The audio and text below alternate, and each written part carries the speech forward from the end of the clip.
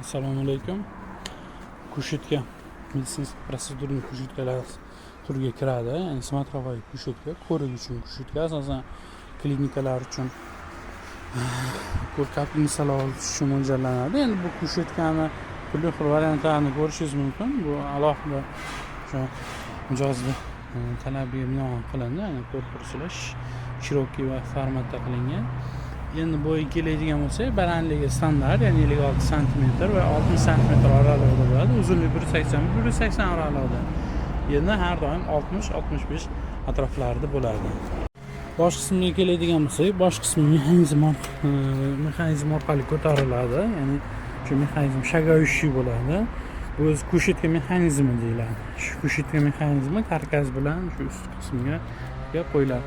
Kushetka o'zi ikki xil variantda hisoblanadi. Ya'ni birinchisi karkas, ikkinchisi ust obshipka qismida hisoblanadi. Hop, ko'jasiga keladigan bo'lsak, buni ustida salafani bor.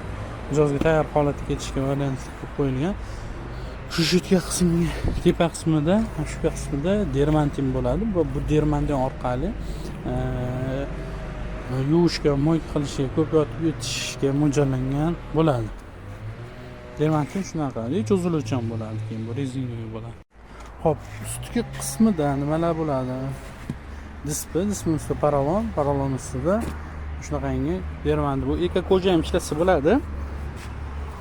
Eko-koja dermantinni ko'pchilik aralashtiradi, lekin eko-koja bunaqasi bor, originallari ham bor. Ulardan ishlasa bo'ladi. Asosan dermantin ishlatiladi. Dermantinni orqasida mana astardan yaxshi va sifatli va sifatsizligini bilsa bo'ladi.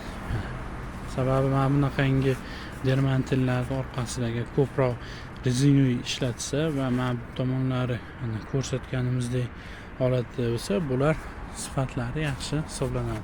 Machalkasiga keladigan bo'lsak, bu paralon bo'ladi. Paralonni mana o'rta hisobdagi botishi. Bu ustiga material tushgani ham og'irroq bo'ladi, shuni hisobiga bosiladi. Bu adashmasam 5-6 santimetrli paralon hisoblanadi qalinlikda. Endi bu shuncha o'yilga o'zi talabiga qarab turib, mijoz talabiga har xil holatlarda qo'yiladi. Yana bir qiziqarli ma'lumot sifatida o'tishim kerak. Bu kushetkani ko'pchilik yupqa materialdan hisob qilinadi, lekin buni stenkasi birlik bo'ladi.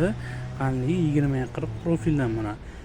O'rtasi svarkalangan bo'ladi, yig'ishtirilmaydi. Mana shu holatida ham 200 kg besni ko'tara oladi.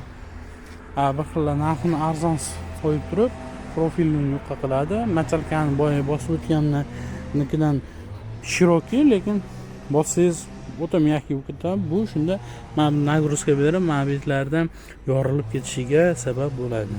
Ya'ni machalkani plotnisi qancha yaxshi bo'lsa, bu materialga tushadigan og'ir kuchi ham uncha kamayadi.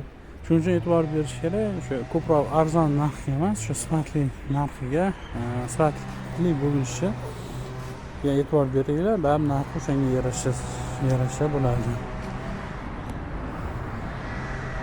Hop. Endi asosiy qismiga o'tsak, kushetkani qanday tanlash kerak va qanday sotib olish kerak? Tanlashda, ya'ni o'zingiz birinchi navbatda qulayligi va ergonomikligiga qarash kerak. Razmerlar, o'lchamlarni boya aytib o'tgan razmerda bo'lishi kerak. O'sha o'lcham bo'yicha tanlanadi.